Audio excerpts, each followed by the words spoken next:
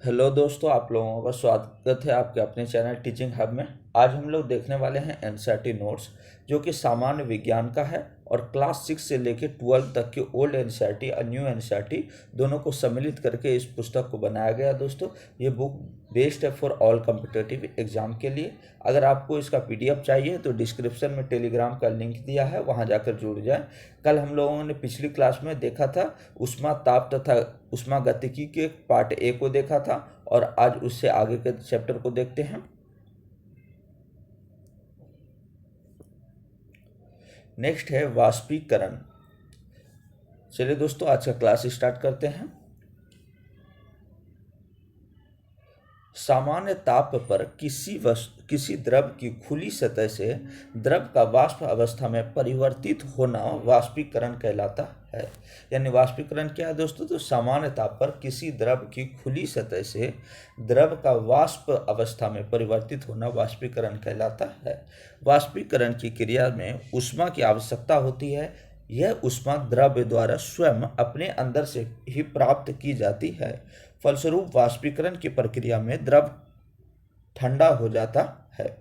आगे देखते हैं दोस्तों, वाष्पीकरण को प्रभावित करने वाले कारक निम्नलिखित हैं। पहला है दोस्तों दाब। अधिक दाब होने पर वाष्पीकरण की दर घट जाती है। यानी अधिक अगर दाब होगा तो उस स्थिति में क्या होगी कि वाष्पीकरण की दर घट जाएगी। द्रव की खुली सतह का क्षेत्रफल अधिक होने पर वाष्पीकरण अधिक होता है। वायु की गति तेज हवा बहने पर द्रव की सतह पर एकत्र वाष्प लगातार हटती रहती है, जिससे वाष्पीकरण तीव्र होता है। तापमान अधिक होने पर वाष्पीकरण तेज होता है। आर्द्रता। वायु में आर्द्रता होने पर जल का वाष्पीकरण धीरे धीरे होता है। यही कारण है कि वर्षा ऋतु में कपड़े देर से सूखते हैं। आगे देखते हैं दोस्तों, वाष्पीकरण के अनुप्रयोग। स्प्रे, इत्र आदि की बोतलों को खुला छोड़ देने पर इत्र का वाष्पीकरण होता है। फलस्वरूप बोतल ठंडी हो जाती है। शरीर में पसीना सूखने के दौरान वाष्पीकरण के लिए ऊष्मा त्वचा से प्राप्त की जाती है, जिससे शरीर को ठंडा रखने में मदद मिलती है। मिट्टी के घड़े या सुराही में रखा पानी सामान्यतः वाष्पीकरण के कारण ठंडा हो जा पाता है। नेक्स्ट देखते हैं दोस्तों, कूलर में हवा वाष्पीकरण के कारण ही ठंडा होता है। गीले कपड़ों का सूखना। नेक्स्ट देखते हैं गुप्त ऊष्मा। किसी पदार्थ को निरंतर ऊष्मा देने पर पदार्थ के ताप में धीरे धीरे परिवर्तन होता है। कुछ समय पश्चात पदार्थ का ताप बढ़ना बंद हो जाता है तथा यह स्थिर हो जाता है। इसके बाद पदार्थ को दी गई ऊष्मा पदार्थ की अवस्था में परिवर्तन करने लगती है। अतः वह ऊष्मा जो पदार्थ की अवस्था को उसका ताप बढ़ाए बिना परिवर्तित कर देती है, गुप्त ऊष्मा कहलाती है। यानी गुप्त ऊष्मा क्या है? तो जो पदार्थ की अवस्था को उसका ताप बढ़ाए बिना परिवर्तित कर देती है, वैसी ऊष्मा को ही गुप्त ऊष्मा कहते हैं। आगे देखते हैं दोस्तों, प्रयोगों द्वारा यह पाया गया कि किसी निश्चित ताप पर पदार्थ की अवस्था बदलने के लिए उसे दी जाने वाली अथवा ली जाने वाली ऊष्मा की मात्रा उस पदार्थ के द्रव्यमान के समानुपाती होती है, अर्थात Q समानुपाती M होता है। यानी दी गई ऊष्मा और ली गई ऊष्मा का जो मान होता है वो बराबर होता है पदार्थ के द्रव्यमान के। आइए दोस्तों देखते हैं, अर्थात समानुपाती होता है। Q बराबर ml या L बराबर Q बटे M, जहाँ L एक नियतांक है। मोस्ट इंपॉर्टेंट दोस्तों ये पूछा जाता है फॉर्मूला Q बराबर ml, यानी गुप्त ऊष्मा बराबर क्या होता है? ml, जहाँ L क्या है? एक नियतांक है जिसे पदार्थ की अवस्था परिवर्तन के गुप्त ऊष्मा कहते हैं। यदि m बराबर 1 और तो L बराबर Q होता है। अर्थात गुप्त ऊष्मा को निम्न प्रकार परिभाषित किया जा सकता है। किसी निश्चित ताप पर किसी पदार्थ के एकांक द्रव्यमान की अवस्था परिवर्तन के लिए उसे दी जाने वाली अथवा ली जाने वाली ऊष्मा की मात्रा उस पदार्थ की गुप्त ऊष्मा कहलाती है। गुप्त ऊष्मा का मात्रक कैलोरी प्रति ग्राम या किलो कैलोरी प्रति ग्राम या जूल प्रति किलोग्राम होता है। गुप्त ऊष्मा का मात्रक क्या होता है? कैलोरी प्रति ग्राम या किलो कैलोरी प्रति किलोग्राम या जूल प्रति किलोग्राम होता है। गुप्त ऊष्मा के प्रकार को देखते हैं दोस्तों। पहला है गलन की गुप्त ऊष्मा। किसी ठोस पदार्थ में के एकांक द्रव्यमान को उसके गलनांक पर ठोस से द्रव अवस्था में परिवर्तित करने के लिए पदार्थ द्वारा ग्रहण की गई ऊष्मा की मात्रा उस पदार्थ की गलन की गुप्त ऊष्मा कहलाती है। उदाहरण के लिए एक वायुमंडलीय दाब पर बर्फ के गलन की गुप्त ऊष्मा 80 कैलोरी प्रति ग्राम अथवा 80 किलो कैलोरी प्रति किलोग्राम अथवा 3.36 गुना 10⁵ जूल प्रति किलोग्राम होती है। इसका अर्थ है कि 1 किलोग्राम बर्फ 0 डिग्री सेल्सियस पर गलने के लिए 80 किलो कैलोरी ऊष्मा लेती है, अथवा 1 किलोग्राम जल 0 डिग्री सेल्सियस पर जमने पर 80 किलो कैलोरी ऊष्मा देती है। आगे देखते हैं वाष्पन की गुप्त ऊष्मा। किसी द्रव के एकांक द्रव्यमान को उसके क्वथनांक पर द्रव से गैस अवस्था में परिवर्तित करने के लिए पदार्थ द्वारा ग्रहण की गई ऊष्मा की मात्रा उस द्रव की वाष्पन की गुप्त ऊष्मा कहलाती है। उदाहरण के लिए एक वायुमंडलीय दाब पर जल के वाष्पन की गुप्त ऊष्मा 539 कैलोरी प्रति ग्राम अथवा 539 किलो कैलोरी प्रति किलोग्राम अथवा 22.6 गुना 10⁵ जूल प्रति किलोग्राम होती है। इसका अर्थ है कि 1 किलोग्राम जल 100 डिग्री सेल्सियस पर भाप बनने के लिए 539 किलो कैलोरी ऊष्मा लेती है। मोस्ट इंपॉर्टेंट है दोस्तों कि 1 किलोग्राम जल 100 डिग्री सेल्सियस पर भाप बनने के लिए कितनी कैलोरी लेती है, तो 539 किलो कैलोरी लेती है। अथवा 1 किलोग्राम भाप 100 डिग्री सेल्सियस पर द्रवित होने के लिए 539 किलो कैलोरी ऊष्मा देती है। आगे देखते हैं दोस्तों गुप्त ऊष्मा के व्यवहारिक प्रयोग। पहाड़ों को बर्फ का धीरे धीरे पिघलना। पहाड़ों की बर्फ का धीरे धीरे पिघलना। पहाड़ों की बर्फ अपेक्षाकृत धीरे धीरे पिघलती है क्योंकि बर्फ की गुप्त ऊष्मा अधिक होती है। यदि बर्फ की गुप्त ऊष्मा कम होगी तो गर्मियों में संपूर्ण बर्फ पिघल जाएगी तथा नदियों व तालाबों का जल स्तर बढ़ जाएगा और बाढ़ की संभावना प्रबल हो जाएगी। आगे देखते हैं दोस्तों ओला की वर्षा के बाद वायुमंडल का ताप कम हो जाना। ओले को गलने के लिए वायुमंडल में से बहुत अधिक ऊष्मा की आवश्यकता होती है। यही कारण है कि बर्फ गिरते समय इतनी ठंड नहीं होती जितनी कि बर्फ पिघलने के समय होती है। ठंड प्रदेशों में झील तथा तालाबों के जल धीरे धीरे जमना। इसका कारण बर्फ की गुप्त ऊष्मा का बहुत अधिक होना है। झील के जल को जमने के लिए बहुत अधिक ऊष्मा को त्याग करना पड़ता है, जिस कारण झील तथा तालाब का जल धीरे धीरे जमता है। आगे देखते हैं दोस्तों दांतों को बर्फ के जल की अपेक्षा आइसक्रीम अधिक ठंडी लगती है। क्योंकि आइसक्रीम पिघलकर द्रव बनने के लिए दांतों से पर्याप्त ऊष्मा लेती है, जबकि बर्फ का जल इतनी अधिक ऊष्मा नहीं लेता है। उबलते जल की तुलना में उसी ताप की भाप से जलना अधिक पीड़ादायक होता है। क्योंकि उबलते हुए जल की तुलना में भाप गुप्त ऊष्मा के कारण अधिक ऊष्मा देती है। यही कारण है कि भाप से जलना अधिक पीड़ादायक होता है। आगे देखते हैं दोस्तों ऊष्मा स्थानांतरण या संचरण। तापांतर के कारण किसी निकाय के एक भाग से दूसरे भाग में अथवा एक निकाय से दूसरे निकाय में ऊष्मा के प्रवाह की क्रिया को ऊष्मा स्थानांतरण या संचरण कहते हैं। ऊष्मा स्थानांतरण की मुख्य विधियां निम्नलिखित हैं। पहला है दोस्तों चालन।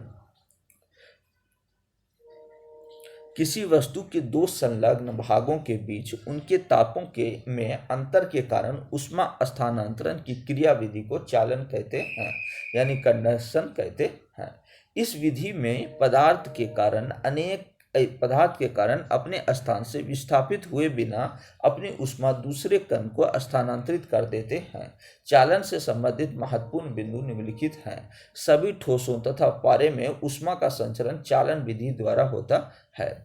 चालन के माध्यम आवश्यक है। धातु की छड़ माध्यम का कार्य करती है। चालन एक धीमी प्रक्रिया है। आगे देखते हैं दोस्तों ऊष्मा चालकता। ऊष्मा चालन का वर्णन किसी पदार्थ में किसी दिए गए तापांतर के लिए ऊष्मा प्रवाह की दर द्वारा किया जाता है। यदि किसी छड़ में ऊष्मा प्रवाहित की जाती है तब अस्थायी अवस्था में ऊष्मा प्रवाह की दर यानी तापांतर अनुप्रस्थ काट का क्षेत्रफल यानी ए के अनुक्रमानुपाती तथा छड़ की लंबाई यानी एल के व्युत्क्रमानुपाती होता है, यानी Q/T = H होता है। जहाँ k एक स्थिरांक है जिसे ऊष्मा चालकता गुणांक कहते हैं। किसी पदार्थ के लिए k का मान जितना अधिक होता है उतना ही शीघ्रता से वह ऊष्मा चालन करता है। इसका SI मात्रक J(s⁻⁻1 m⁻⁻1 और k⁻⁻1 अथवा Wm⁻⁻1 k⁻⁻1 होता है। आगे देखते हैं दोस्तों, सुचालक अथवा कुचालक। ऊष्मा चालकता या ऊष्मा चालकता गुणांक के आधार पर पदार्थों को मुख्यतः दो श्रेणी में बांटा जा सकता है। पहला है सुचालक यानी कंडक्टर, ऐसे पदार्थ जिनमें से होकर ऊष्मा का प्रवाह आसानी से हो जाता है सुचालक पदार्थ कहलाते हैं। उदाहरण के लिए धातुएं, अशुद्धि युक्त जल आदि। दूसरा है दोस्तों कुचालक, ऐसे पदार्थ जिनसे होकर ऊष्मा का प्रवाह या तो बहुत कठिनता से होता है या होता ही नहीं है, कुचालक पदार्थ कहलाते हैं। उदाहरण के लिए ऊन, कपड़ा, कांच, लकड़ी, रबड़ आदि। आगे देखते हैं दोस्तों, दैनिक जीवन में ऊष्मा चालन के अनुप्रयोग। ऊष्मा का अच्छा चालक होने के कारण तांबा बर्तन की पेंदी पर ऊष्मा वितरण को उन्नत करता है, जिससे भोजन समान रूप से पकता है। कंक्रीट की छत वाले घर गर्मियों में बहुत गर्म हो जाते हैं, इसलिए प्राय लोग छतों पर फैन रोधन कराना पसंद करते हैं ताकि बाहर से आने वाला ऊष्मा स्थानांतरण को रोककर कमरे को शीतलता रखे। बर्फ के पिघलने से बचाने के लिए उसे कुचालक पदार्थ जैसे बुरादा, टाट आदि से लपेट कर रखा जाता है। इसका कारण यह है कि लकड़ी का बुरादा व टाट ऊष्मा का कुचालक है तथा वे बाह्य वातावरण को ऊष्मा को बर्फ तक नहीं पहुंचने देता है, जिससे बाह्य ऊष्मा ना मिल पाने से बर्फ पिघलती नहीं है। नेक्स्ट देखते हैं दोस्तों, गर्म वस्तुओं को पकड़ने के लिए बर्तनों में लकड़ी अथवा प्लास्टिक आदि के हत्थे लगाए जाते हैं। इसका कारण यह है कि लकड़ी अथवा प्लास्टिक ऊष्मा के कुचालक हैं। जब इन कुचालकों को कपड़ों की प्रेस, केतली, प्रेशर कुकर आदि के हैंडल में लगाया जाता है तो ये गर्म वस्तुओं की ऊष्मा को हाथ तक बहुत कम मात्रा में पहुंचने देता है। अतः हम गर्म वस्तुओं को आसानी से उठा सकते हैं तथा कार्य कर सकते हैं। चाय के प्याले चीनी मिट्टी के बनाए जाते हैं। इसका कारण यह है कि चीनी मिट्टी ऊष्मा की कुचालक है, जिससे प्याले की दीवार द्वारा ऊष्मा का चालन बहुत कम होता है और प्याला होंठ को गर्म करने लगता है। दूसरी ओर धातु का प्याला ऊष्मा का सुचालक होने के कारण होंठ तक ऊष्मा का शीघ्रता से पहुंचाता है, जिससे चाय का प्याला अधिक गर्म लगता है। पुरानी रजाइयों नई रजाइयों की अपेक्षा शरीर को कम गर्म रखती है। इसका कारण यह है कि पुरानी रजाइयों के रेशों के बीच में वायु भर जाती है। वायु ऊष्मा का कुचालक होता है, अतः वायु की मात्रा पुरानी रजाइयों में कम रुकती है, जबकि नई रजाइयों में वायु की मात्रा अधिक होने के कारण ऊष्मा बाहर नहीं जा पाती है। ठंडे प्रदेशों में मकान दोहरी दीवार के बनाए जाते हैं। इसका कारण यह है कि दीवारों के बीच में वायु की परत आ जाती है। वायु ऊष्मा की कुचालक होने के कारण कमरे के भीतर की ऊष्मा को बाहर नहीं जाने देता, जिससे कमरा गर्म बना रहता है।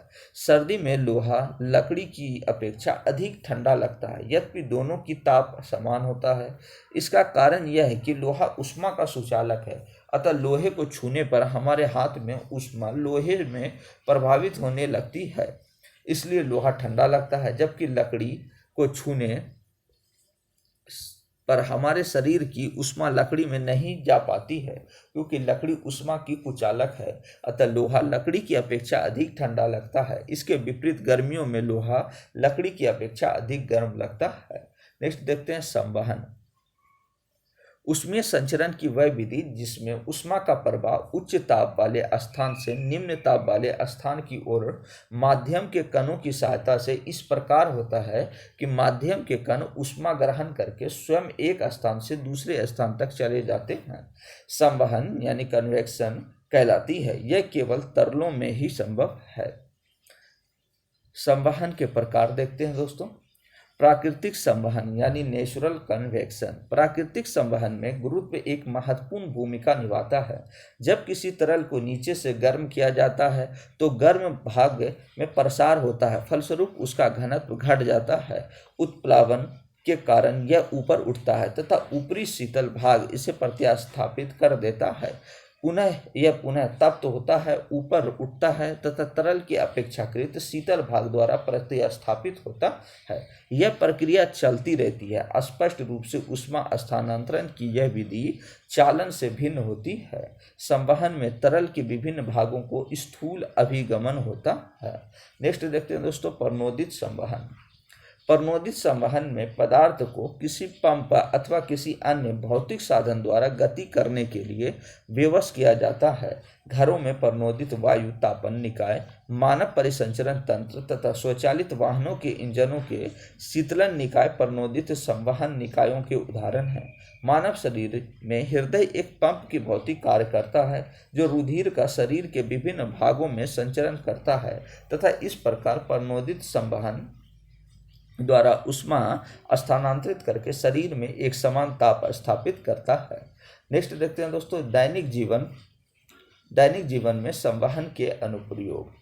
दैनिक जीवन में ऊष्मीय संवहन के अनुप्रयोग निम्नलिखित हैं। मकान में रोशनदान लगाए जाते हैं। इसका कारण यह है कि कमरे की गर्म व दूषित वायु हल्की होकर ऊपर की ओर उठकर रोशनदान से बाहर निकल जाती है और शुद्ध वायु उसके स्थान पर खिड़की व दरवाजे से कमरे में आ जाती है। आगे देखते हैं दोस्तों, बड़े कारखानों में गर्म वायु व धुआं निकालने में चिमनियों का उपयोग किया जाता है। इसका कारण यह है कि कारखानों से निकलने वाली गर्म वायु एवं दूषित धुआं कारखानों में ना फैले। कारखानों से निकली दूषित वायु हल्की होने के कारण ऊपर उठती है और चिमनियों की सहायता से बाहर निकल जाती है तथा नीचे से शुद्ध वायु भट्टी में पहुंच जाती है। नेक्स्ट देखते हैं दोस्तों, फ्रीज में शीतलन कुंडलियां यानी फ्रीजर पेटिका ऊपर की ओर लगी होती है। इसका कारण यह है कि फ्रिज में नीचे की गर्म वायु हल्की होने के कारण ऊपर उठती है तथा ठंडी वायु भारी होने के कारण नीचे आ जाती है। इस प्रकार फ्रिज में संवहन धाराएं उत्पन्न होती है और फ्रिज के निचले भाग में रखी वस्तुएं जैसे सब्जी, फल इत्यादि भी ठंडे बने रहते हैं। कमरे में एयर कंडीशनर को ऊपर लगाया जाता है। इसका कारण यह है कि ठंडी हवा भारी होने के कारण नीचे की ओर गति करती है, जिसके कारण पूरा कमरा ठंडा हो जाता है। आगे देखते हैं दोस्तों, समुद्री समीर। दिन के समय सूर्य की ऊष्मा से पृथ्वी की सतह समुद्र की तुलना में अधिक गर्म हो जाती है क्योंकि पानी की विशिष्ट ऊष्मा अधिक होती है। समुद्र की सतह के पानी द्वारा सौर ऊष्मा का अवशोषण होने के पश्चात इसका वितरण समुद्र में स्थित बहुत अधिक पानी की मात्रा में होता है। पृथ्वी की सतह के समीप की गर्म हवा हल्की होकर ऊपर की ओर उड़ जाती है तथा ठंडी हवाएं समुद्र से पृथ्वी की सतह की ओर प्रवाहित होती है। इस कारण समुद्र से पवनें पृथ्वी की ओर प्रभावित होती है जो समुद्री समीर कहलाती है। आगे देखते हैं दोस्तों, रात्रि में यह प्रक्रिया विपरीत हो जाती है। पृथ्वी समुद्र की अपेक्षित शीघ्रता से ठंडी हो जाती है। गर्म हवा समुद्र की सतह से ऊपर उड़ जाती है। यह गर्म हवा ठंडी हवा द्वारा विस्थापित हो जाती है। ये हवाएं पृथ्वी हवाएं कहलाती है। व्यापारिक पवनें, ट्रेड वाइंड्स। प्राकृतिक संवहन का एक अन्य उदाहरण उत्तर पूर्व से विषुवत वृत्त की ओर पृथ्वी पर बहने वाली अस्थायी पृष्ठीय पवनें हैं, जिन्हें व्यापारिक पवन कहते हैं। इनके बहने की यथोचित व्याख्या इस प्रकार की जा सकती है कि पृथ्वी के विषुवतीय क्षेत्रों तथा ध्रुवीय क्षेत्रों को सूर्य की ऊष्मा समान मात्रा में प्राप्त नहीं होती है। विषुवत वृत्त के समीप पृथ्वी के पृष्ठ पर वायु तप्त होती है, जबकि ध्रुवों की ऊपरी वायुमंडलीय वायु शीतल होती है। किसी अन्य कारकों की अनुपस्थिति में संवहन धाराएं प्रवाहित होने लगेगी, जिससे वायु विषुवतीय पृष्ठ से ऊपर उठकर ध्रुवों की ओर बहेगी और फिर नीचे की ओर जाएगी तथा बहती हुई पुनः विषुवत वृत्त की ओर जाएगी। परंतु पृथ्वी की घूर्णन गति इस संवहन धारा में संशोधन कर देती है, जिसके कारण विषुवत वृत्त के समीप की वायु के पूर्व की ओर चाल 1600 किलोमीटर प्रति घंटा होती है, जबकि ध्रुवों के समीप यह चाल शून्य होती है। परिणाम स्वरूप ये वायु ध्रुवों पर नीचे की ओर न फैलकर 30 डिग्री नॉर्थ यानी उत्तर की अक्षांश पर फैलती है और विषुवत वृत्त पर लौट जाती है। इसे ही व्यापारिक पवनें कहते हैं। यानी व्यापारिक पवनें कितने हैं, 30 डिग्री नॉर्थ में पाई जाती है और ये लगभग 1600 किलोमीटर प्रति घंटे के हिसाब से होती है। आगे देखते हैं दोस्तों, विकिरण, रेडिएशन। ऊष्मा स्थानांतरण की वह विधि जिसमें ऊष्मा प्रकाश की चाल से सरल रेखा में चलकर माध्यम को बिना गर्म किए एक स्थान से दूसरे स्थान तक स्थानांतरित होती है। इस विधि से में ऊष्मा के स्थानांतरण के लिए माध्यम की आवश्यकता नहीं होती है। किसी वस्तु द्वारा अपने ताप के कारण विकिरण के रूप में उत्सर्जित ऊर्जा को ऊष्मीय विकिरण यानी थर्मल रेडिएशन कहते हैं। यह ऊर्जा प्रत्येक वस्तु द्वारा परम शून्य से अधिक ताप पर उत्सर्जित होती रहती है। इस ऊर्जा को विकिरण ऊर्जा यानी रेडिएशन एनर्जी कहते हैं। आगे देखते हैं दोस्तों, ऊष्मीय विकिरण के अभिलाक्षणिक गुण निम्नलिखित हैं। ये प्रकाश की चाल से सरल रेखा में गमन करती है। ये प्रकाश की भौतिक विद्युत चुंबकीय तरंगे हैं। इन्हें अवरक्त तरंगे भी कहते हैं। जो माध्यम ऊष्मा विकिरण को जाने देता है उस पर इनका कोई प्रभाव नहीं पड़ता। ये व्युत्क्रम वर्ग के नियत का पालन करते हैं, अर्थात इनकी तीव्रता स्रोत से दूरी के वर्ग के व्युत्क्रमानुपाती होती है। ये परावर्तन एवं अपवर्तन के नियमानुसार परावर्तित तथा अपवर्तित होते हैं। आगे देखते हैं दोस्तों, दैनिक जीवन में ऊष्मीय विकिरण के अनुप्रयोग। रेगिस्तान में दिन बहुत गर्म तथा रातें बहुत सर्द होती है। इसका कारण यह है कि रेत ऊष्मा का अवशोषक है, अतः दिन में सूर्य की ऊष्मा को अवशोषित करके गर्म हो जाता है तथा रात में अपनी ऊष्मा को विकिरण के रूप में उत्सर्जित कर ठंडा हो जाता है। गर्मी के दिनों में सफ़ेद कपड़े तथा सर्दियों में रंगीन कपड़े सुखदायी होते हैं। इसका कारण यह है कि सफ़ेद कपड़े ऊष्मा के अधम अवशोषक होते हैं। आगे देखते हैं दोस्तों, वे अपने ऊपर पड़ने वाली सूर्य की विकिरण को बहुत कम मात्रा में अवशोषित करते हैं। अधिकांश भाग परावर्तन द्वारा वापस कर देते हैं, अतः गर्मियों में ये कपड़े सुखद व ठंडे होते हैं। इसके विपरीत जब रंगीन कपड़ों पर सूर्य की विकिरण पड़ती है तो ये उसे अवशोषित कर गर्म हो जाते हैं, अतः सर्दियों में रंगीन कपड़े सुखदायी होते हैं। रसोई घर में खाना पकाने वाले बर्तनों की तली खुरदरी व काली रखी जाती है। इसका कारण यह है कि बर्तन का यह काला तथा खुरदरा तल ऊष्मा का अच्छा अवशोषक होता है तथा अधिक ऊष्मा अवशोषित कर शीघ्र खाना पकाने में सहायता करता है। आगे देखते हैं दोस्तों, चाय की केतली की बाहरी सतह चमकदार बनाई जाती है। इसका कारण यह है कि चाय की केतली का चमकदार पृष्ठ ना तो बाहर की ऊष्मा को अवशोषण करता है और ना ही अंदर की ऊष्मा को बाहर जाने देता है। इसी कारण चाय अधिक समय तक गर्म रहती है। नेक्स्ट देखते हैं दोस्तों, पहाड़ गर्मियों में ठंडे रहते हैं। इसका कारण यह है कि पहाड़ों की सतह समतल नहीं होती तथा अधिकतर भाग छाया में रहता है, अतः सूर्य से आने वाली किरणें पहाड़ों पर सीधे न पड़कर तिरछी पड़ती है, जिसके कारण वे अधिक क्षेत्रफल पर फैल जाती है। इस प्रकार पहाड़ के प्रति एकांक क्षेत्रफल को कम ऊष्मा मिलती है, अतः पहाड़ ठंडे रहते हैं। आगे देखते हैं दोस्तों, बादलों वाली रात स्वच्छ आकाश वाली रात की अपेक्षा गर्म होती है। इसका कारण यह है कि पृथ्वी दिन में सूर्य की ऊष्मा पाकर गर्म हो जाती है तथा रात में विकिरण द्वारा ठंडी।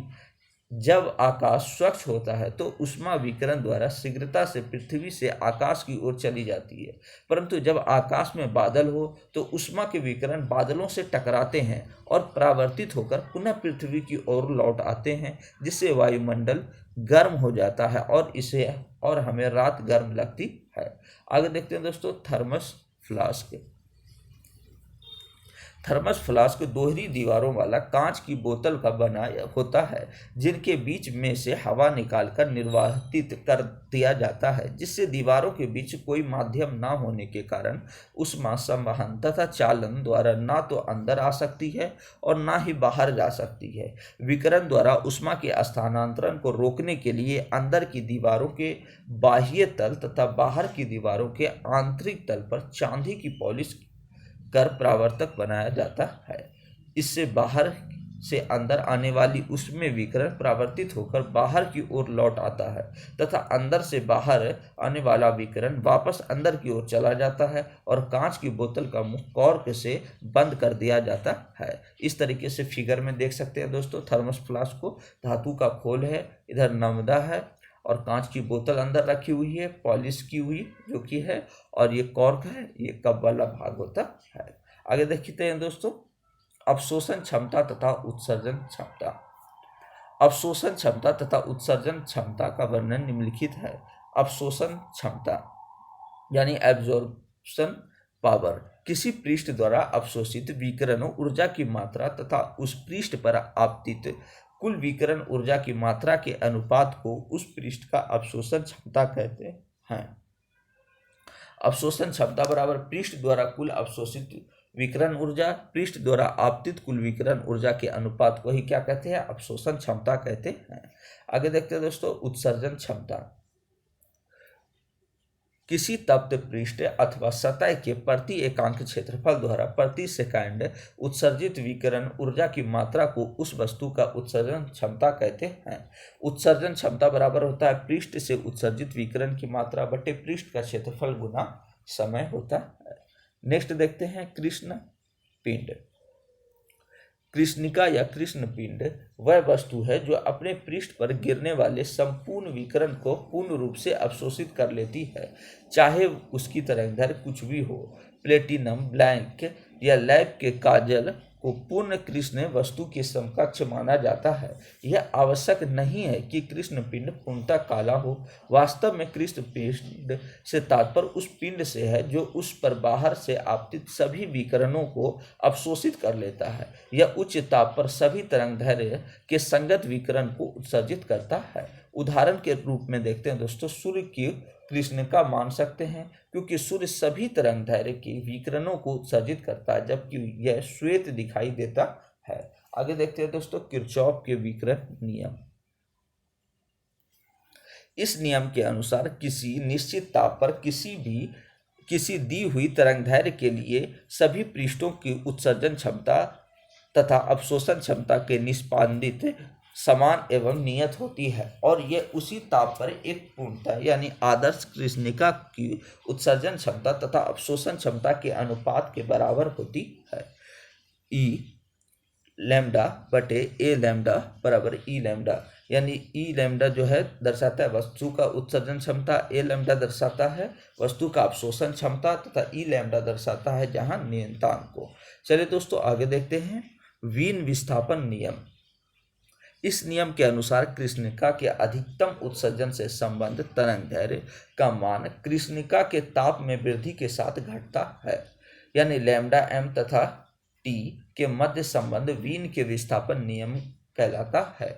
तो लैम्डा एम गुना टी बराबर नियतांक होता है। नियतांक का मान 2.9 गुना 10⁻³ mK होता है। वीन नियम का उपयोग खगोल पिंड जैसे चांद, सूर्य या अन्य तारों की सतहों के ताप का अनुमान लगाने में करते हैं। मोस्ट इंपॉर्टेंट दोस्तों, वीन नियम का उपयोग किस लिए करते हैं? तो खगोलीय पिंडों के ताप का अनुमान लगाने के लिए किया जाता है वीन नियम का प्रयोग। आगे देखते हैं दोस्तों, स्टीफन का नियम। किसी आदर्श कृष्णिका के एकांक क्षेत्रफल से प्रति सेकंड उत्सर्जित होने वाली विकिरण ऊर्जा की मात्रा उसके परम ताप की चतुर्थ घात के अनुक्रमानुपाती होती है, यानी E समानुपाती T⁴। यहाँ स्टीफन नियतांक है, जहाँ ये चिन्ह स्टीफन नियतांक है। 5.67 गुना 10⁸ वाट प्रति मीटर स्क्वायर K4 होता है। इस नियम के अनुसार किसी पिंड का परम ताप दोगुना करने पर उससे उत्सर्जित ऊष्मीय विकिरण 2⁴ अर्थात 16 गुनी हो जाती है। मोस्ट इंपोर्टेंट है दोस्तों कि स्टीफन नियम के अनुसार अगर किसी पिंड के परम ताप को 2 गुना कर दिया जाए तो उससे उत्सर्जित ऊष्मीय विकिरण का मान 16 गुना हो जाता है। इस नियम को स्टीफन बोल्ट्जमान नियम भी कहते हैं। आगे देखते हैं दोस्तों, न्यूटन का शीतलन नियम। न्यूटन के शीतलन नियम के अनुसार किसी वस्तु या पिंड के शीतलन या उष्मा हानि की दर उस वस्तु तथा उसके वातावरण के तापांतर के अनुक्रमानुपाती होता है। इस नियम के लागू होने की 2 शर्तें हैं। पहला, वस्तु तथा वातावरण के बीच तापांतर कम होना चाहिए। दूसरा, उष्मा हानि केवल विकिरण के द्वारा होनी चाहिए तथा विकिरण द्वारा यह उष्मा हानि पृष्ठ की प्रकृति एवं खुले पृष्ठ के क्षेत्रफल पर निर्भर करती है। आगे देखते हैं दोस्तों, किसी बाल्टी में भारी भरा गर्म जल 75 डिग्री सेल्सियस से 70 डिग्री सेल्सियस तक T1 मिनट में और 70 डिग्री सेल्सियस से 65 डिग्री सेल्सियस तक T2 मिनट में तथा 65 डिग्री सेल्सियस से 60 डिग्री सेल्सियस T3 मिनट में ठंडा होता है। तो इसका मान है T3 greater than T2 greater than T1 होता है। आगे देखते हैं दोस्तों ऊष्मागतिकी। ऊष्मागतिकी यानी थर्मोडायनेमिक्स भौतिक विज्ञान की वह शाखा जिसमें ऊष्मा एवं यांत्रिक ऊर्जा के बीच संबंध तथा उनके परस्पर रूपांतरण का अध्ययन किया जाता है। इससे किसी गैस की अवस्था, दाब, आयतन, ताप, द्रव्यमान तथा संगठन जैसे स्थूल चरों द्वारा निर्धारित होती है, जिन्हें हम अनुभव करते हैं और माप सकते हैं। नेक्स्ट देखते हैं दोस्तों कार्य एवं ऊष्मा। Work and heat. कार्य ऊर्जा के दो रूप हैं। इन्हें एक दूसरे से परिवर्तित किया जा सकता है। जब ऊर्जा एक वस्तु से दूसरी वस्तु में तापांतर के कारण स्थानांतरित होती है तो उसे ऊष्मा कहते हैं, परंतु जब ऊर्जा स्थानांतरण तापांतर पर निर्भर नहीं करता तब इसे कार्य कहते हैं। अर्थात इन्हें निम्न प्रकार से समझा जा सकता है। संपर्क में रखी विभिन्न तापों पर वस्तुओं के बीच ऊर्जा स्थानांतरण को ऊष्मा कहते हैं। हाथों की रगड़ कर गर्म करना कार्य कहलाता है। आगे देखते हैं दोस्तों तापीय साम्य। जब विभिन्न तापों वाली वस्तुओं को परस्पर एक दूसरे के संपर्क में रखा जाता है तो ऊष्मा उच्च ताप की वस्तु से निम्न ताप की ओर संचरित होने लगती है। यह संचरण तब होता रहता है जब तक कि दोनों वस्तुओं के ताप समान नहीं हो जाते। आगे देखते हैं दोस्तों ताप समान होने पर ऊष्मा का स्थानांतरण रुक जाता है। इस अवस्था में दोनों वस्तुएं ऊष्मीय साम्य में हो जाती है। अतः यदि किन्हीं दो वस्तुओं को परस्पर संपर्क में रखने पर उनके मध्य ऊष्मा का कोई आदान प्रदान ना हो तब वे वस्तुएं परस्पर तापीय साम्य यानी थर्मल इक्विलिब्रियम कहलाती है। ऊष्मागतिकी का शून्य कोटि नियम। यदि दो निकाय किसी तीसरे निकाय के साथ पृथक पृथक रूप से तापीय साम्य में है तो वे परस्पर भी तापीय साम्य में होते हैं। प्रत्येक स्थूल निकाय असंख्य अणुओं से मिलकर बना होता है। इन अणुओं की स्थितिज ऊर्जा यानी पोटेंशियल एनर्जी व गतिज ऊर्जा काइनेटिक एनर्जी का योग निकाय की कुल आंतरिक ऊर्जा के बराबर होती है। नेक्स्ट देखते हैं दोस्तों ऊष्मागतिकी का प्रथम नियम। यदि बाह्य वातावरण के विरुद्ध कार्य करने में सक्षम किसी निकाय को ऊष्मा दी जाए तो निकाय के द्वारा अवशोषित ऊष्मा यानी Q निकाय की आंतरिक ऊर्जा में वृद्धि यानी U तथा निकाय के द्वारा किए गए बाह्य कार्य W के योग के तुल्य होता है यानी Q बराबर U प्लस W होता है। यह ऊर्जा संरक्षण का केवल सामान्य नियम है जिसे किसी भी उस निकाय पर लागू किया जा सकता है। आगे देखते हैं दोस्तों ऊष्मागतिकी प्रक्रम। चक्रीय प्रक्रम। जब कोई निकाय विभिन्न अवस्थाओं से गुजरता हुआ पुनः अपनी प्रारंभिक अवस्था में लौट आता है तो उसे चक्रीय प्रक्रम कहते हैं। अतः चक्रीय प्रक्रम में निकाय को दी गई ऊष्मा निकाय द्वारा किए गए कार्य के बराबर होती है। समतापीय प्रक्रम। यदि किसी निकाय में होने वाले प्रक्रम के दौरान ताप स्थिर रहे तो ऐसा प्रक्रम समतापी प्रक्रम कहलाता है। समतापी प्रक्रम में आदर्श गैस के लिए दी गई ऊष्मा किए गए कार्य के बराबर होती है। रुद्धोष्म प्रक्रम। यदि किसी निकाय में होने वाले प्रक्रम के दौरान निकाय की ऊष्मा स्थिर रहे तो ऐसा प्रक्रम रुद्धोष्म प्रक्रम कहलाता है। रुद्धोष्म प्रक्रम के उदाहरण निम्न हैं। ध्वनि तरंगों का हवा में संचरण। जबकि साइकिल की ट्यूब अचानक फटती है तब ट्यूब से वायु तेजी से निकलकर वातावरण में फैल जाती है तथा ठंडी हो जाती है। समआयतनिक प्रक्रम। यदि किसी निकाय में होने वाले प्रक्रम के दौरान आयतन स्थिर रहे तो ऐसे प्रक्रम को समआयतनिक प्रक्रम कहते हैं। समआयतनिक प्रक्रम में निकाय को दी गई ऊष्मा आंतरिक ऊर्जा परिवर्तन के बराबर होती है। किसी दी गई ऊष्मा की मात्रा के लिए ताप में परिवर्तन नियत आयतन पर गैस की विशिष्ट ऊष्मा द्वारा निर्धारित की जाती है। नेक्स्ट है समदाबी प्रक्रम। यदि किसी निकाय में होने वाले प्रक्रम के दौरान दाब स्थिर रहे तो ऐसा प्रक्रम समदाबी प्रक्रम कहलाता है। आगे देखते दोस्तों चूंकि इस प्रक्रम में ताप परिवर्तित होता है अतः आंतरिक ऊर्जा भी परिवर्तित होता है। अवशोषित ऊष्मा आंशिक रूप से आंतरिक ऊर्जा में वृद्धि करने में तथा आंशिक रूप से कार्य करने में व्यय होती है। किसी नियत ऊष्मा की मात्रा के लिए ताप में परिवर्तन नियत दाब पर गैस की विशिष्ट ऊष्मा द्वारा निर्धारित की जाती है। नेक्स्ट देखते हैं दोस्तों उत्कर्मणीय व अनुत्कर्मणीय प्रकर्म। उत्कर्मणीय प्रकर्म तथा अनुत्कर्मणीय प्रकर्म का वर्णन निम्नलिखित है। उत्कर्मणीय प्रकर्म वे प्रकर्म जिन्हें एक नियत दिशा में संपन्न करने के पश्चात पुनः विपरीत दिशा अथवा क्रम में संपन्न करने पर वह पूर्ववर्ती स्थिति प्राप्त हो जाए उत्कर्मणीय प्रकर्म कहलाता है। उत्कर्मणीय प्रकर्म के कुछ प्रमुख उदाहरण निम्न हैं। सभी समतापीय परिवर्तन उत्कर्मणीय होते हैं यदि वे बहुत धीमे संपन्न हो। ऊष्मा की कुछ निश्चित मात्रा बर्फ के द्वारा अवशोषित होकर पिघलना तथा ऊष्मा की समान मात्रा बर्फ से हटा लेने पर जल का बर्फ में परिवर्तित हो जाना। धीमी गति से होने वाला वाष्पन या संघनन, बिना दोलन स्थापित किए स्प्रिंग का सूक्ष्म संकुचन या विस्तारण, वैद्युत अपघटन एक उत्कर्मणीय प्रकर्म है। अनुत्कर्मणीय प्रकर्म वे प्रकर्म जिन्हें एक दिशा में संपन्न करने के बाद विपरीत दिशा में संपन्न नहीं किया जा सकता अनुत्कर्मणीय प्रकर्म कहलाता है। अनुत्कर्मणीय प्रकर्म के कुछ उदाहरण निम्न हैं। लोहे में जंग लगना, किसी गैस के रुद्धोष्म प्रसार या रुद्धोष्म संकुचन, शक्कर का पानी में घुलना, तने हुए तार का टूटना, विद्युत धारा द्वारा उत्पन्न ऊष्मा और घर्षण द्वारा ऊष्मा का उत्सर्जन, ये सारे रुद्धोष्म प्रकर्म के उदाहरण हैं। अनुत्कर्मणीय प्रकर्म के उदाहरण हैं। अनुत्कर्मणीय प्रकर्म के लिए आवश्यक स्थितियां प्रायोगिक रूप से प्राप्त नहीं की जा सकती, इसलिए उत्कर्मणीय प्रकर्म केवल एक आदर्श अवधारणा है। वास्तव में घर्षण, चालन, विकिरण इत्यादि द्वारा हमेशा ऊष्मा की हानि होती है।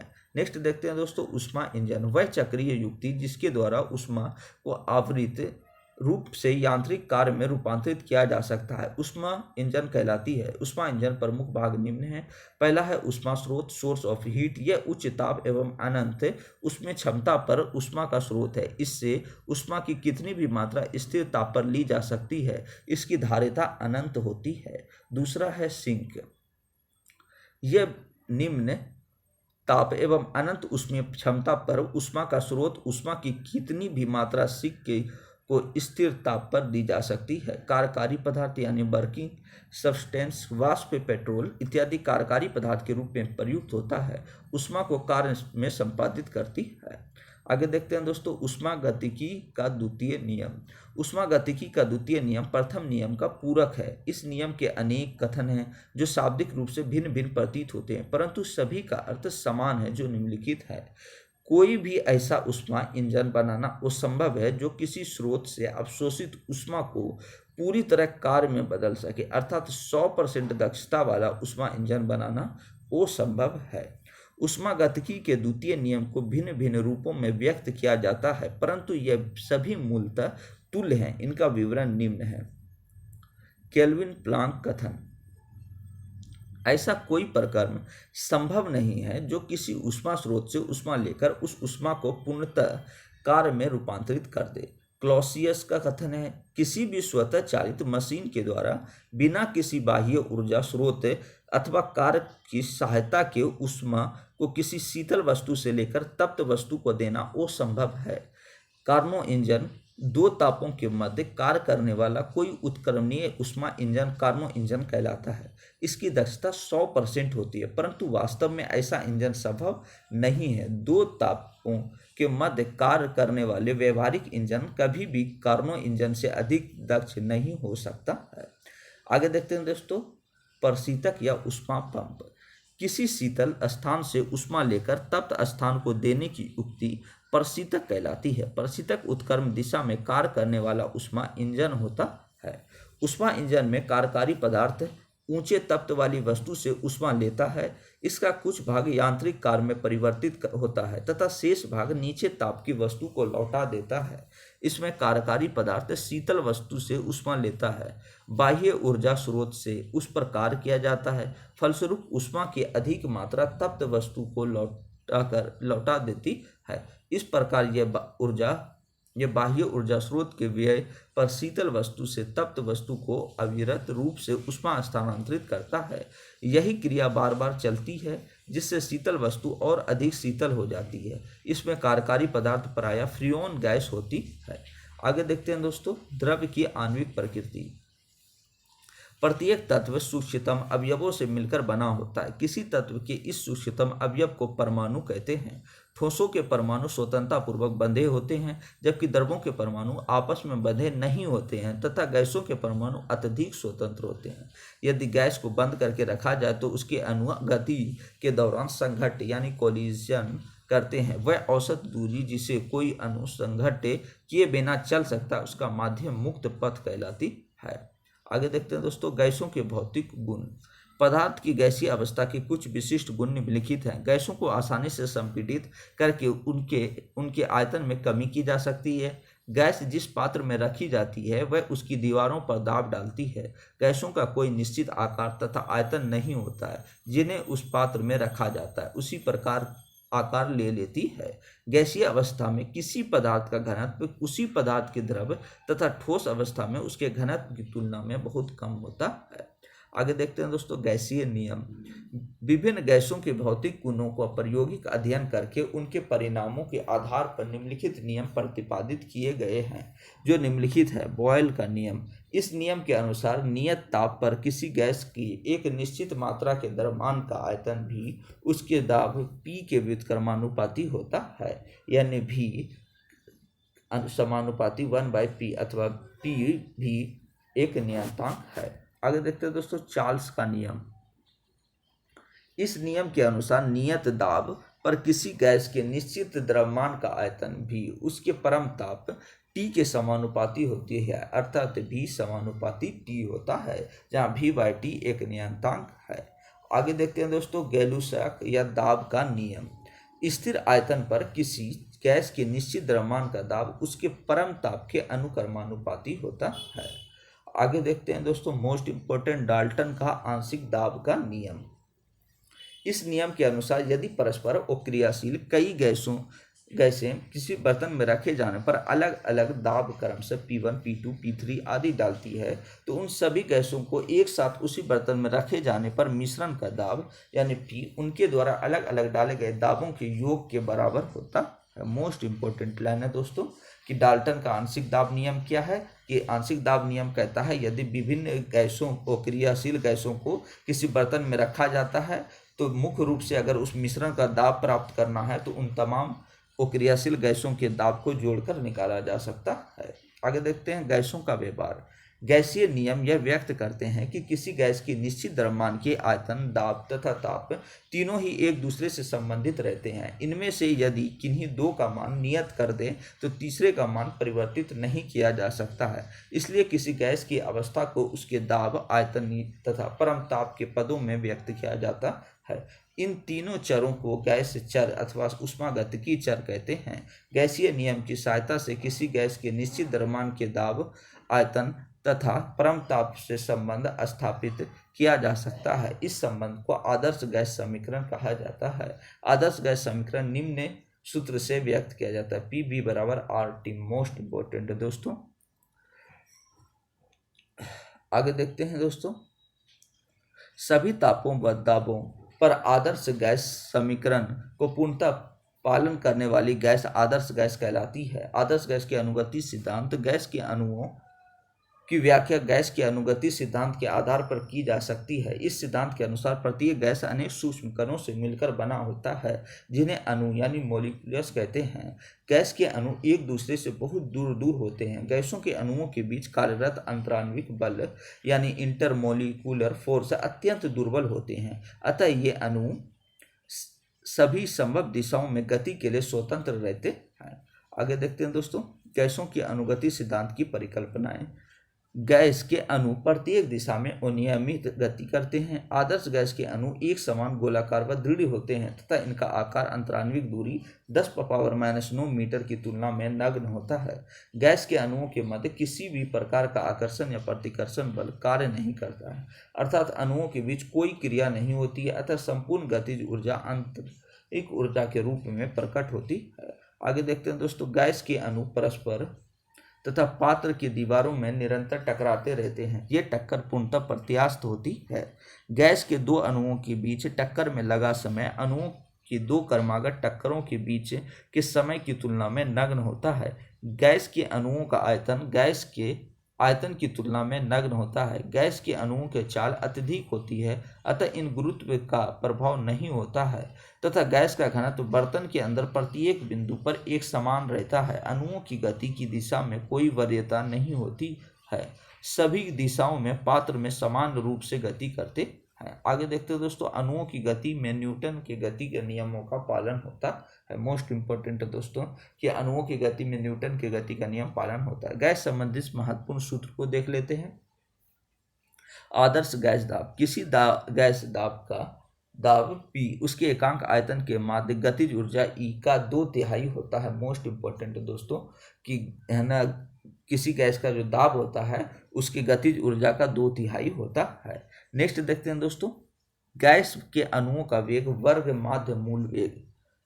किसी गैस के अणुओं के वर्ग माध्य मूल वेग गैस के परम ताप के वर्गमूल के अनुक्रमानुपाती होता है। इसका अर्थ यह होता है कि गैस के अणुओं की गति जितनी तीव्र होगी गैस का ताप उतना ही अधिक होगा। यही अनुगति सिद्धांत के अनुसार ताप का विकरण है, यानी V/RMS बराबर √3RT/m, जहाँ m गैस का अनुभार है। आगे देखते हैं दोस्तों, गैस के एक अणु की औसत गतिज ऊर्जा। किसी गैस के एक अणु की औसत गतिज ऊर्जा गैस के परम ताप के अनुक्रमानुपाती होती है, यानी E बराबर 3/2 kT, जहाँ K बोल्ट्जमान नियतांक है। थैंक यू दोस्तों। अगर वीडियो आप लोगों को अच्छा लगा हो तो प्लीज़ चैनल को लाइक एंड सब्सक्राइब कर दें और ज़्यादा से ज़्यादा शेयर करें दोस्तों। और इसका PDF आप लोगों को चाहिए तो डिस्क्रिप्शन में लिंक दिया हुआ है, वहाँ जाकर PDF ले सकते हैं टेलीग्राम ज्वाइन करके। थैंक यू दोस्तों।